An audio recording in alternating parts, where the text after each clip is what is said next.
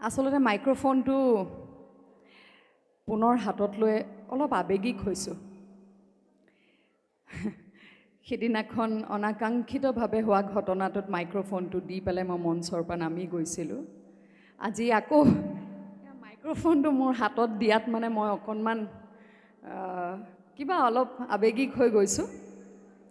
কাৰণ আচলতে মঞ্চখন মোৰ বাবে নটৰাজ। কেৱল মই বুলিয়ে নহয়, মঞ্চত যিসকল শিল্পীয়ে অনুষ্ঠান পৰিৱেশন কৰে, গায়ক গায়িকা হওক বা অভিনয় শিল্পীয়ে হওক, আমাৰ বাবে মঞ্চখন নটৰাজ। আৰু মই বিশেষকৈ মোক যিসকলে জানে মোৰ লগত থকা, যি অনুষ্ঠানেই নকৰোঁ কিয়, মই যেতিয়াই মোক ক'ৰবালৈ আমন্ত্ৰণ জনোৱা হয়, মই সদায় ঘৰৰ কাম, এতিয়া ইংৰাজী ক'বলৈও ভয় লগা হ'ল যেন ইংৰাজী নিষিদ্ধ ভাষাহে, ঘৰৰ কাম অৰ্থাৎ হোমৱৰ্ক কৰি পেলাই যাওঁ। গতিকে খুব নিষ্ঠাৰে যিয়ে কৰোঁ, খুব নিষ্ঠাৰে কৰোঁ। তাৰ লগত লাগিলে অৰ্থ জড়িত হৈ থাকক নাথাকক, অৰ্থাৎ টকা পইচাৰ কথা থাকক নাথাকক, যেতিয়াই মঞ্চখনত উঠোঁ সেই কথাখিনি পাহৰি পেলাই আচলতে কেৱল নটৰাজক চিন্তি পেলাই নিজৰ সৰ্বোচ্চ দিবলৈ চেষ্টা কৰোঁ। বা যি হওক, সেই কথাখিনি এতিয়া ঘপককৈ ওলাই গৈছে সিদিনাখনৰ পিছত। এইখিনিতে মই ইতিহাস সমৃদ্ধ শিৱদৌলৰ নিচেই কাষতে অৱস্থিত এই ঐতিহ্যমণ্ডিত শিৱসাগৰ ছোৱালী মহাবিদ্যালয়ৰ আজি বিহু বুলি বহাগৰ উপলক্ষে আয়োজন কৰা বহাগত মাৰি যাওঁ বিহু, এই অনুষ্ঠানটোত মোক আমন্ত্ৰণ জনোৱাৰ বাবে মই এই মহাবিদ্যালয়ৰ শ্ৰদ্ধাৰ অধ্যক্ষ ডাঙৰীয়া শ্ৰীযুত প্ৰতিম শৰ্মাদেৱক মোৰ আন্তৰিক ধন্যবাদ জ্ঞাপন কৰিছোঁ। মোৰ ভাতৃসুলভ, মোৰ জ্যেষ্ঠ ভাতৃ, তেজৰ সম্পৰ্ক নাই, শৰ্মা আৰু বিষয়াৰ এনেও তেজৰ সম্পৰ্ক নাথাকিব। কিন্তু আমাৰ অসমখনত যে তেনেধৰণৰ কোনো কথা আচলতে নাই। গুৰুজনাৰ কৃপাত আমি যে অন্য ৰাজ্যতকৈ, ভাৰতবৰ্ষৰ অন্য ৰাজ্যতকৈ ইয়াতে আমি ইমান সুন্দৰকৈ সকলোৱে জাতি ধৰ্ম নিৰ্বিশেষে সকলোৱে মিলি এক ভাতৃত্ব, এক সমন্বয়ৰ সম্প্ৰীতিৰ দোলেৰে আমি সকলো বান্ধ খাই থাকোঁ। সেইখনেই হৈছে আমাৰ চেনেহৰ সোণৰ অসমখন। আৰু ইয়াতেই এইটো এটা পৰিচয় যে প্ৰতিম দা মোৰ ভাতৃ, মোৰ জ্যেষ্ঠ ভাতৃ, তেওঁ শৰ্মা, মই বিষয়া, মই দাস, তেওঁ শৰ্মা। আৰু লগতে আজি মোৰ লগত আহিছে ঈশান কৌশিক, খুব মৰমৰ আপোনালোক সকলোৰে। ঈশানৰ লগতো মোৰ কোনো তেজৰ সম্পৰ্ক নাই। ল'ৰাটোৰ মাজতে এতিয়া খুব ঈশান কৌশিক হোৱাৰ আগতে লাহে লাহে যেতিয়া ঈশান কৌশিক হ'বলৈ লৈছিলে আৰু তেতিয়াৰ পৰাই মই দেখা পালোঁ হঠাৎ এদিন ভিডিঅ'। তাৰপিছত খুব একদম মানে কিবা কিবি ভিডিঅ' দিয়ে, মই আপোনালোকে মোক এনেকুৱা কৰিছে, মই মৰি যাম, কিবা যাম, এনেকুৱা ধৰণৰ। মই কৈছোঁ এই পাতৰ আকৌ কি হ'ল? আৰু মই যিমান দেখোঁ, হঠাৎ যদি মোৰ দৃষ্টিত আহে তেনেকুৱা ধৰণৰ কোনোবাই যদি খুব মানসিকভাৱে ভাঙি পৰিছে, মই কিন্তু ইনবক্স কৰোঁ। যদি দেখোঁ দেই, ইনবক্স কৰি খুব সাহস দিবলৈ চেষ্টা কৰোঁ। তাৰে এক উদাহৰণ হৈছে ঈশান কৌশিক দেই। তাৰপিছত চিনেমা কৰিবলৈও অডিশ্যনলৈ মাতিছিলোঁ, কিন্তু তেওঁ আউলি বাউলি হৈ গোটেইখন একদম ক'ৰবাত ঘূৰি ফুৰিছিলে, গতিকে আহিব নোৱাৰিলে। এতিয়া ঈশানৰ লগতো এটা বায়েক ভায়েকৰ সম্পৰ্ক, ভায়েকৰ সম্পৰ্ক। আমি সকলো বিশেষ, ভগৱানৰ সৃষ্টি, আমি সকলো বিশেষ।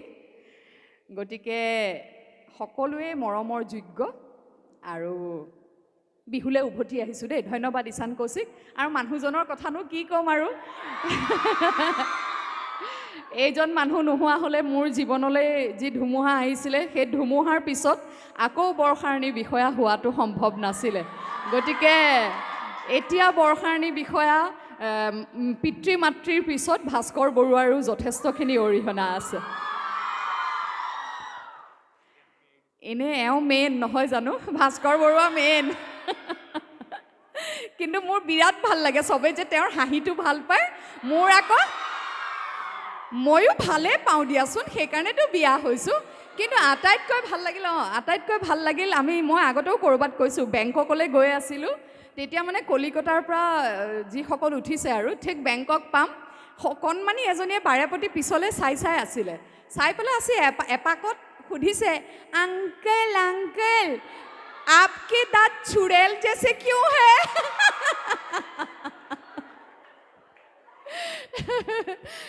বিহু মানে হৈছে ৰং ধেমালি, গতিকে অকণমান হাঁহি বিলাবলৈ চেষ্টা কৰিলোঁ। অকণমান নাচিও দিব ইচ্ছা আছে, কিন্তু মোৰ এটা ট্ৰেক অলপ চেষ্টা কৰি আছে, অকণমান পিছত দিবি ৰ, কথা অলপ কৈ লওঁ। ইমান দিনৰ মূৰত মাইকটো পাইছোঁ, আকৌ এৰি দিম নেকি? সেই চকলা টেঙাটি অকলে নাখাবা, ঐ আমাকো কলৈ দিবা, ঐ ৰাতি বিহু তলিলৈ অকলে নাযাবা, ঐ আমাকো লগতে নিবা। সেই টকাৰ সৰু সৰু মাতে সমহনীয়া, মাতে সমহনীয়া, টকাৰ সৰু সৰু মাত, সেই টকাৰ মাতে শুনি ৰ'ব মইনো হুৱাৰু, ৰ'ব মইনো হুৱাৰু, এৰি যাবে হেতৰে, এৰি যাবে তৰে ভাত। নাৰী মানে হৈছে প্ৰকৃতি, আৰু প্ৰকৃতি মানেই হৈছে বহাগ। ধন্যবাদ। গতিকে ক'ৰবাত বহাগ উদযাপন কৰোঁতে হয়তো আমি নাৰীক উদযাপন কৰোঁ, নহয়নে? কোনেও নকৰিলেও আমি প্ৰত্যেকগৰাকী নাৰীয়ে নিজক উদযাপন কৰাটো উচিত বুলি মই ভাবোঁ, কিয়নো আমি শক্তি। আমাক ভগৱানে এনেকৈ গঢ়িছে, আমি সকলো কৰিব পাৰোঁ। মই এইটো নকওঁ যে নাৰীয়ে আটাইতকৈ শক্তিশালী, মই সদায় কওঁ যে পুৰুষ নহ'লে নাৰী হ'ব নোৱাৰে, আৰু নাৰী নহ'লে পুৰুষ হ'ব নোৱাৰে, নাৰী আৰু পুৰুষ নহ'লে সৃষ্টি হ'ব নোৱাৰে। গতিকে পুৰুষো প্ৰয়োজন, নাৰীও প্ৰয়োজন। কিন্তু মোক প্ৰতিম দাই যদিও কৈছে ভৱিষ্যতে আহিবলৈ, আজি মোৰ অভিজ্ঞতাৰে মই কেৱল এষাৰ কথা বা দুআষাৰে ক'ব বিচাৰিম যে কেতিয়াও নিজকে দুৰ্বল বুলি ভাবিব নালাগে। কোনো গৰাকী নাৰীয়ে কেতিয়াও নিজকে দুৰ্বল বুলি ভাবিব নালাগে।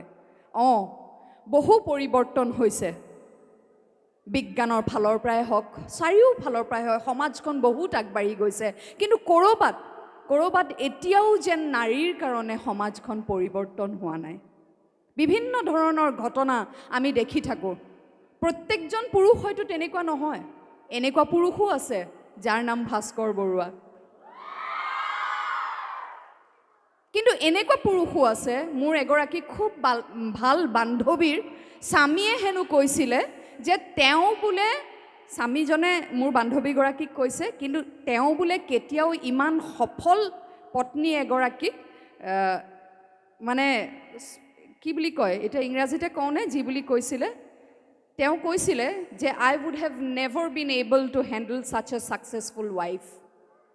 ইমান সফল পত্নী এগৰাকীক হয়তো মই চম্ভালিব নোৱাৰিলোহেঁতেন। কিন্তু সেই সফল হোৱাটো সেই পত্নীগৰাকীৰ দুখ নেকি? নহয়। আমি যদি এজন সফল স্বামীক মানি ল'ব পাৰোঁ, স্বীকাৰ কৰিব পাৰোঁ, তে এগৰাকী সফল পত্নীক কিয় গ্ৰহণ কৰিব নোৱাৰিব, কিয় চম্ভালিব নোৱাৰিম বুলি ক'লে?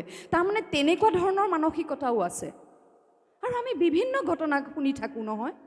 গতিকে আমি নিজৰ শক্তিখিনি অনুভৱ কৰিব লাগিব। আমি নিজে শক্তিশালী, আৰু সমাজখন গঢ়াত আমাৰ ব্যক্তিত্বই সমাজখন গঢ়িব। আমি কেনেকৈ বিচাৰিছোঁ, বহুত কিবা কিবি কৰিব পাৰিলোহেঁতেন মোৰ লগত হোৱা ঘটনাটোত, কিন্তু নহয়। সেই মঞ্চখনৰ এক ঐতিহ্য আছে। কোনোবা বৰষাৰণী বিষয়া, কোনোবা আৰু এজন ব্যক্তিতকৈ সেই মঞ্চখন বহু ঊৰ্ধত। আমি নাথাকিম কাইলৈ, সেই মঞ্চখন থাকি যাব। গতিকে মই কেনেকৈ প্ৰতিবাদ কৰিম? মই মৌন হৈ প্ৰতিবাদ কৰিম, কিন্তু ক'ৰবাত মই মুক্ত কণ্ঠৰে প্ৰতিবাদ কৰিম। গতিকে নাৰী মানে কেতিয়াও দুৰ্বল নহয়, নাৰী শক্তি হয়। সেইখিনি কথা প্ৰতিগৰাকী নাৰীয়ে আজি মই ছাত্ৰীসকলক কওঁ যে সেইকাৰণে মই তুমি বুলি সম্বোধন কৰিব বিচাৰিছোঁ। আজি পঢ়ি আছা, সপোন দেখিছা, সপোন দেখা আৰু সেই সপোনবোৰ সঁচা কৰিবলৈ চেষ্টা কৰা। তোমালোকে সপোনবিলাক সঁচা কৰিবলৈ চেষ্টা কৰিলে মোৰ ছোৱালী যে উঠি আহি আছে সেই প্ৰজন্মটোৱে আকৌ সাহস পাব সপোন সঁচা কৰিবলৈ। তেনেকৈ আমি প্ৰতিগৰাকী নাৰী, প্ৰতিগৰাকী ছোৱালীয়ে উঠি অহা ছোৱালীসকলৰ বাবে উদাহৰণস্বৰূপ হৈ থিয় দিব লাগিব। সেইখিনিয়ে মোৰ সকলো ছোৱালী বা সকলো নাৰীলৈ এক অনুৰোধ। আৰু লগতে বিহু, আজি ঈশানক কৈ আছিলোঁ, ঈশানে মোক বহুত সহায় কৰে। আজিকালি এনেকুৱা অনুষ্ঠান থাকিলে বেচেৰাটো গুচি আহে আৰু ঈশানৰ লগত মই পাতোঁ, মোৰ স্বামীৰ লগতো পাতোঁ যে মই কি ক'ম। আজি আহি থাকোঁতে, অহাৰ আগতে মই ঈশানক কৈছিলোঁ, ঈশান জানা আজি মোৰ কি ক'বলৈ মন গৈছে? আজি মোৰ বিহুৰ বিষয়ে ক'বলৈ মন গৈছে। যে বিহু মানে কেৱল বিহু নহয়, বিহু মানে কেৱল বিহু নহয়, বট হুঁচৰিকাৰে হত উকাৰে হয়ো হু বিহু নহয়। বিহু মানে কেৱল নাচ নহয়, বিহু মানে কেৱল বিহু গান নহয়, বিহু মানে কেৱল খেতি নহয়, বিহু মানে কেৱল গছত বিনাই থকা কুলিজনী নহয়। বিহু মানে কি? বিহু মানে অসমীয়া জাতি। গতিকে আমি থাকোঁ নাথাকোঁ অসমীয়া জাতি থাকিব লাগিব, আৰু অসমীয়া জাতি থাকিবলৈ হ'লে বিহু থাকিব লাগিব। গতিকে বিহু কেৱল বিহু নহয়, বিহু এক আৱেগ, বিহু এক শক্তি। বিহু হৈছে অসমীয়া জাতিৰ শক্তি, আৰু অসমীয়া জাতিৰ সেই যে আমাৰ অন্তৰত যে এটা, আমাৰ বুকুৰ ভিতৰত যে ধিপ ধিপ ধিপ ধিপ কৰি আছে হৃদস্পন্দন, অসমীয়া জাতিৰ হৃদস্পন্দন হৈছে বিহু। গতিকে বিহুৰ প্ৰতি আমি সকলো দায়বদ্ধ। বিহু বুলি কোৱাৰ লগে লগে আমাৰ দায়িত্ব আহি যায় বহুত বেছি। কেৱল বিহু পাতিলোঁ আৰু হৈ গ'ল তেনেকুৱা নহয়। বিহু উৰেটো জীৱন, প্ৰতিটো মুহূৰ্তত ইয়াত থাকিব লাগিব। আৰু বিহু প্ৰতিটো মুহূৰ্তত ইয়াত থকা মানে প্ৰতিটো মুহূৰ্তত এইটো কথা মনত থকা যে মই অসমীয়া, আৰু মই যি কৰিম অসমীয়া জাতিৰ বৃহত্তৰ স্বাৰ্থত কৰিম। যিকোনো, মই ব্যৱসায় কৰিছোঁ, মই জাতিৰ স্বাৰ্থত কেনেকৈ সেই ব্যৱসায়ৰ দ্বাৰা মই আৰু কিবা কিবি কৰিব পাৰোঁ, প্ৰতিটো কাম। মই আৱেগিক বিহুক লৈ সেইকাৰণে এইখিনি কথা ক'লোঁ। আৰু এতিয়া সাম্প্ৰতিক যি পৰিৱেশ, মই ভাবোঁ এতিয়া বহুত বেছি আমি সকলোবোৰ সজাগ হ'বলৈ হ'ল। কেনেকৈ আমি আমাৰ জাতিৰ অস্তিত্ব, ভাষা, সাহিত্য, সংস্কৃতি কেনেকৈ আমি জীয়াই ৰাখি এই চহকী জাতি অসমীয়া জাতিটোক চিৰযুগমীয়া কৰি ৰাখিব পাৰোঁ। প্ৰত্যেকৰে দায়িত্ব, বিশেষকৈ যুৱ প্ৰজন্মৰ, তোমালোকৰ দায়িত্ব। এইখিনিকে কৈ মই বেছি দীঘলীয়া নকৰোঁ, বেছি একদম সকলো একদম বিৰাট গম্ভীৰ হৈ গৈছে দেখোন, ইমান গম্ভীৰ হ'ব নালাগে। হে মাৰ মানেকৰ দোকানৰ মিচিৰ, বাপেৰ মানেকৰ চেনী, হে মোৰে মানেকৰ তইও ভাস্কৰ বৰুৱা, পিয়াহৰে এগিলাচ হে পানী চেলেং বাখৰৈ মলখুমদাৰৰ, হে পানে চেলেং বাখৰৈ মলখুমদাৰৰ পান। কি কৈছা? কি কৰি দিম? নাচিব দিম? নাচিব হৈছে আৰু। মই অকণমান নাচি দিওঁ বুলি ভাবিছোঁ, যদিও ট্ৰেকটো 10 মিনিটৰ, 10 মিনিট নাচি থাকিব পাৰিম নে নোৱাৰিম মোৰ সন্দেহ। গতিকে আমাৰ লগত, মোৰ লগত অকণমান লাগিব আকৌ কোনোবা। ঈশানো নাচিবা নেকি এপাক? আৰু খুব ভাল লাগিলে আমাৰ অধ্যক্ষ ডাঙৰীয়াই যেনেকৈ চুৰিয়া পিন্ধি আছে, আজি কেইবাগৰাকীও ইয়াতে মহাবিদ্যালয়ৰ চুৰিয়া পিন্ধি আছে, বৰ ভাল লাগিলে মনটো দেখা পাই। মানে সদায় মোৰ সেইটোৱে আপত্তি, এই সংস্কৃতি বুলি ক'লে যে মহিলাসকলে মেখেলা চাদৰযোৰ পিন্ধি যাব লাগে, পুৰুষসকলেওতো পিন্ধিব লাগে নহয় চুৰিয়াখন। কিন্তু ভাল লাগিলে, আমাৰ প্ৰতিম দা ইমান জানে।